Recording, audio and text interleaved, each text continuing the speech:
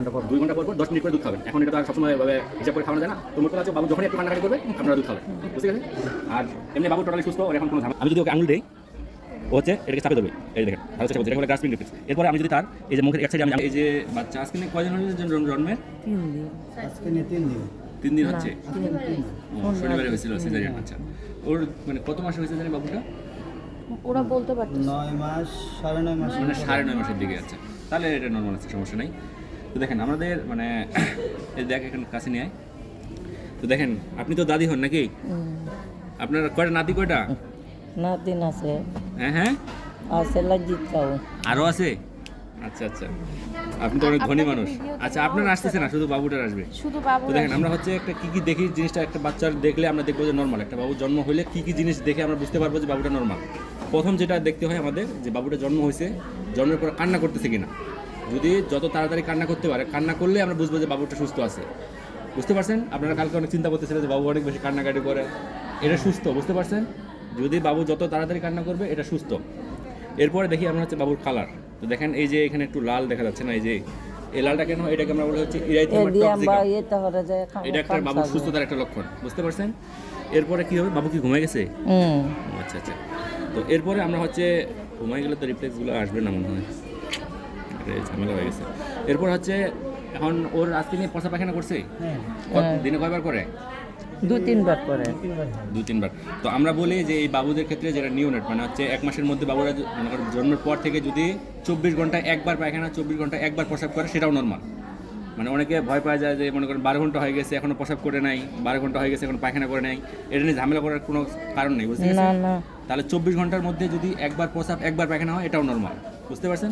এরপরে যেটা হয় যে বাবু কতক্ষণ ঘুমাবে, দেখেন বাবু ঘুমাচ্ছে এখনো। তো কতক্ষণ ঘুমাচ্ছে দিনে?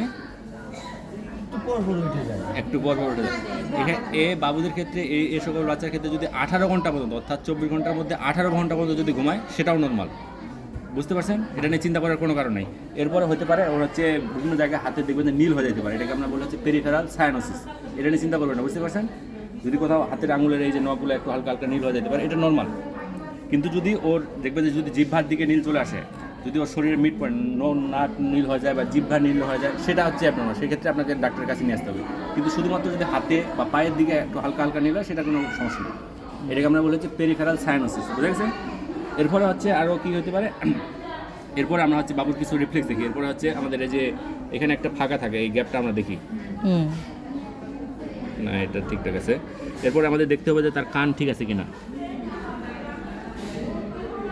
কোনো পিরিয়ডিকুলার সাইনাস, তারপর হচ্ছে নাকের সেপ্টামগুলো ঠিক আছে কিনা। আচ্ছা আচ্ছা। এরপর হচ্ছে বাবু যদি একটু জেগে থাকতো, তাহলে আমরা দেখতে পারতাম। এটাকে বলা হচ্ছে আমাদের মানে ফিজিওলজিক্যাল ফটোফোবিয়া। মানে হচ্ছে আমরা যদি লাইট দিই, একটু লাইটটা অন করে দিই, ফ্ল্যাশটা দিই তো ভাই, একটু ফ্ল্যাশ দিন তো।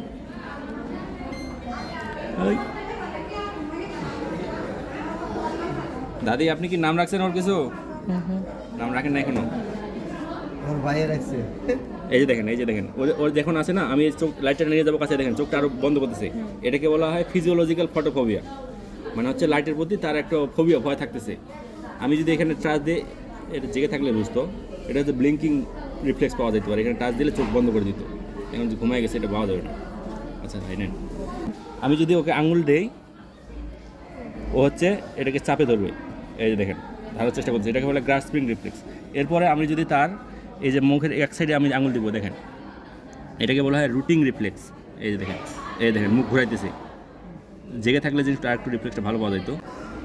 এই দেখেন আমি যদি তার একটা মুখে দিই, মুখটা চাপে ধরবে, সে মনে করবে যে এখানে দুধ খাওয়ার জন্য সে, এটাকে বলা হয় সাকিং রিফ্লেক্স। আছে আমরা যদি প্লান্টার রিফ্লেক্স দেখি, একটু পাটা দেখি।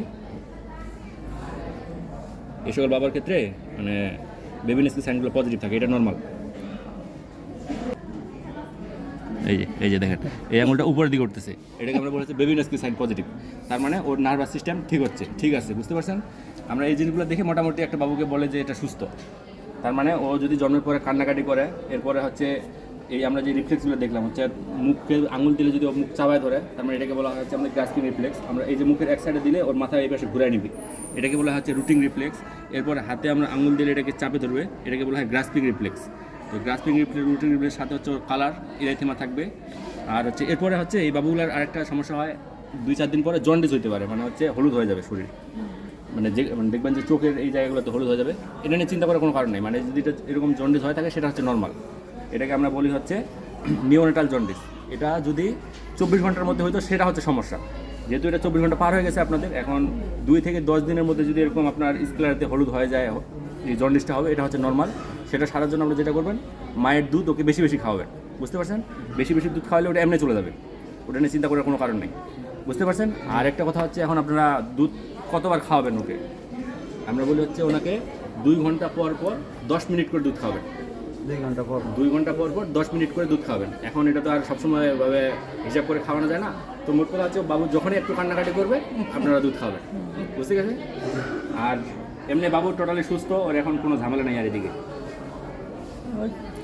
দাদি কী নাম রাখবেন ওর? আমি জানি না, হ্যাঁ, ওর ভাইয়ের নাম আন্নারা লোকে দিন। অপূর্ব। ওরে বাবা, দেখতেও অপূর্ব হয়েছে। হ্যাঁ, আচ্ছা ঠিক আছে। তো আপনি দেখছেন তো নাকি আপনার সন্তান কি নাতি? আচ্ছা, হ্যাঁ, মনে আপনার হয়। নাতি কজন বললেন না তো? হ্যাঁ, আমার